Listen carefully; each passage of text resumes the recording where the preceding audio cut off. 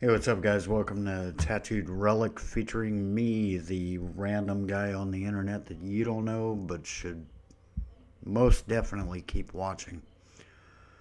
What we're doing in this video is taking a look at the sequel to the 1985 film Back to the Future. This is part 2, released in '89. And I'm very happy to say that I have a special guest here today. As we all know, the coronavirus has put everything on hold, thrown everything into upheaval in this country. And that has certainly affected touring musicians, among them being my boys from Agnostic Front, who had their tours suspended because of the virus. And I have the leader of Agnostic Front with me as a special guest. He's a little shy, though. Come on, dude. Seriously. Get in the shot. Come on.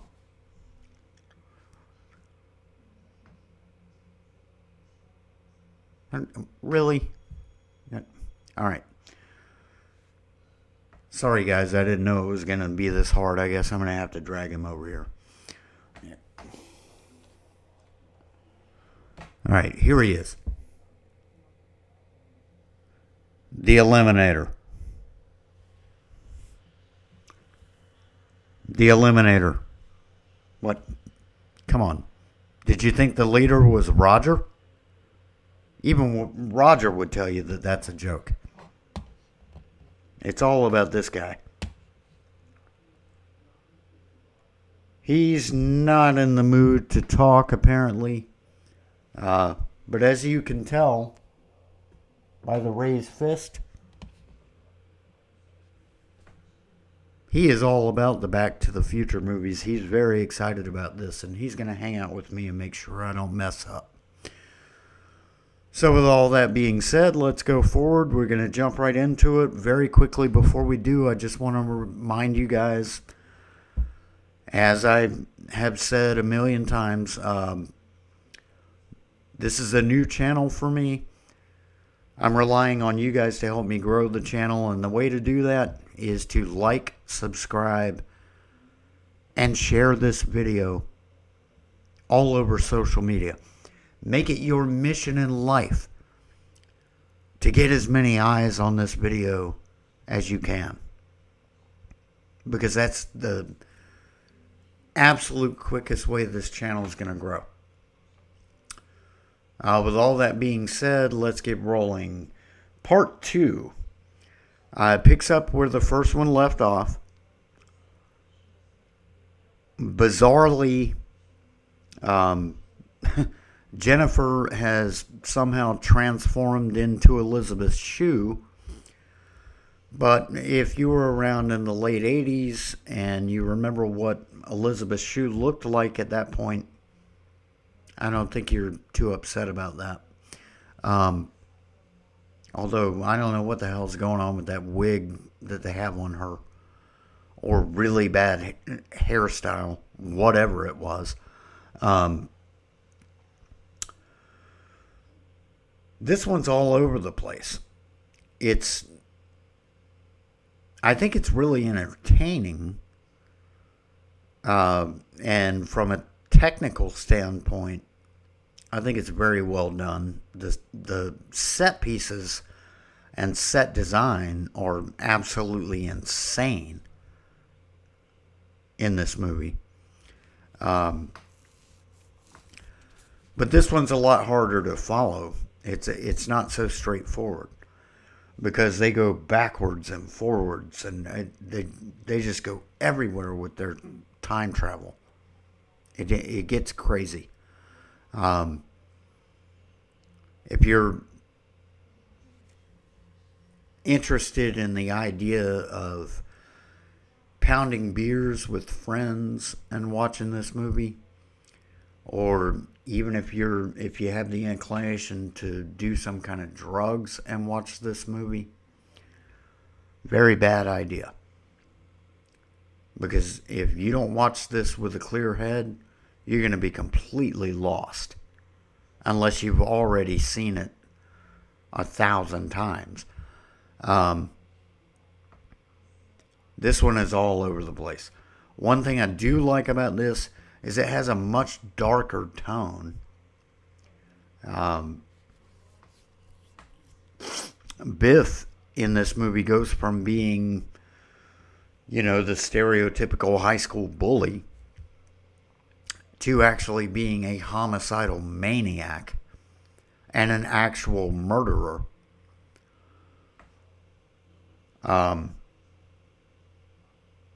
That was an interesting tonal shift. And because I wasn't expecting it, I thought it was funny as hell. And I imagine that's the way a lot of people interpreted that.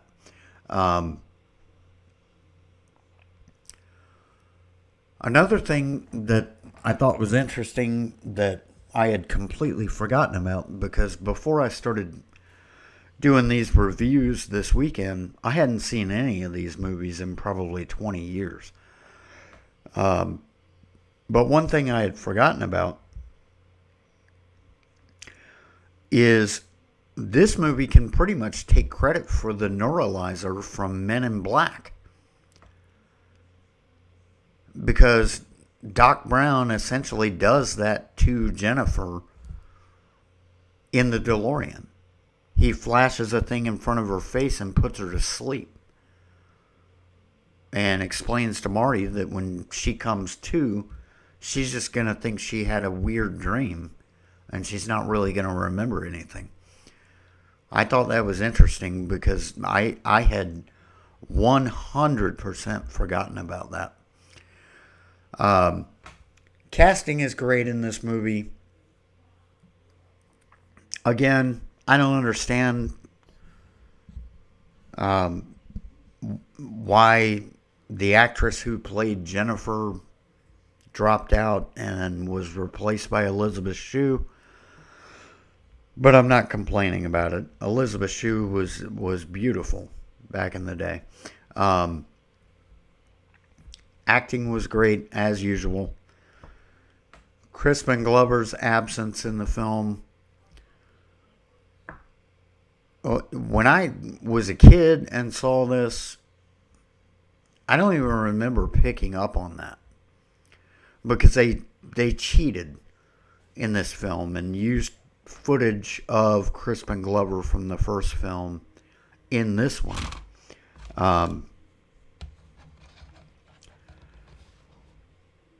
So if I remember correctly, when I saw this, when it came out, I don't think I even realized that Glover did not appear in this film. Reading behind the scenes about how they kind of screwed him over and everything, that was pretty uncool. And yeah, now that I know that, it stands out. Like in the silly things where George McFly is hanging upside down and all that. Now that I know the backstory, it's pretty obvious to me that it is not Crispin Glover. So it sucks that they couldn't have worked things out with him to bring him back into the film, because as I understand it in the reading that I've done, had they brought Glover back, he would have had a much bigger role in the film. And that dude is just insane, but he does it well on camera. I mean, I think he is really out of his mind. I would love to have a conversation with him in real life. But whatever the hell is going on in his head, he makes it work on camera. And I wish they had been able to bring him back. Going on from there, I don't want these videos to be too long, so I'm not going to get into in-depth analysis, especially not with this one. Jesus. This video would be longer than the movie itself if I tried to break down everything that happened in the movie. It is absolutely just batshit crazy. But it's extremely entertaining. And at the very end of the movie, Doc ends up in 1885 in the Old West. And sends a letter to Marty in 1955. And that is just awesome. And the actual end of this movie is a trailer for part 3. Because, as we all know now, they filmed part 2 and part 3 back to back. It was basically a continuous shoot. But they had so much material that they split it up into 2 films.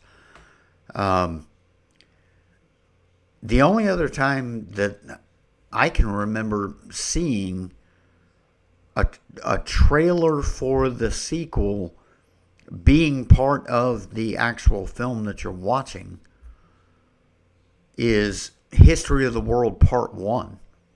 The old Mel Brooks film. Brilliant film. And that doesn't even really count because that trailer at the end of History of the World Part 1 was bogus. It was a joke. It was just part of that movie. There never was a sequel in the works. In this case, there actually was a sequel that had already been shot and apparently had already gone through post. So by the time they released Back to the Future Part 2, they can include finished scenes from Back to the Future Part 3, which didn't even come out until the following year. I thought that was a cool touch. And I do remember, because of my familiarity with History of the World Part 1, I remember when I initially saw Back to the Future Part 2, and I saw the trailer for Part 3 at the end of the movie, I was thinking, what the hell? Are they just jerking us around like Mel Brooks did?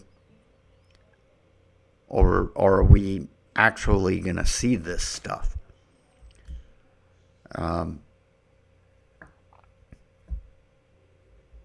So it was cool to see that it was a legit trailer and we actually did see all of that stuff realized in a feature-length film. But anyway, guys, I guess I'm going to wrap it up. This was an awesome movie. The whole trilogy is awesome. I'm going to have to sit down and rewatch Part 3 tomorrow, because by the time I watched it last night, I was so tired I was barely coherent.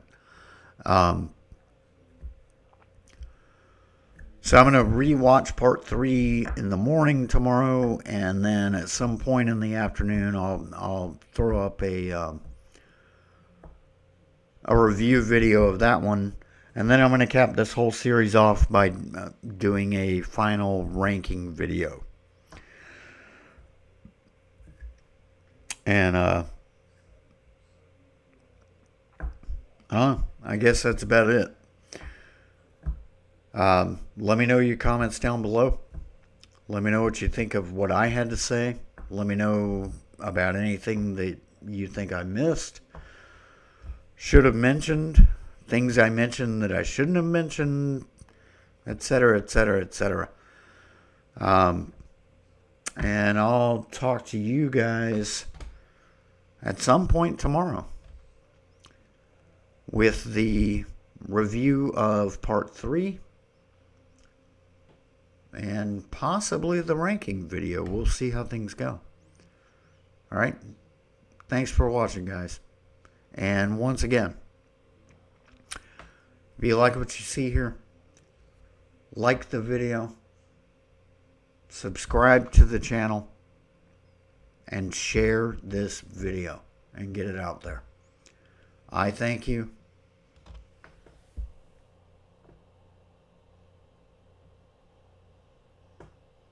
So does this guy.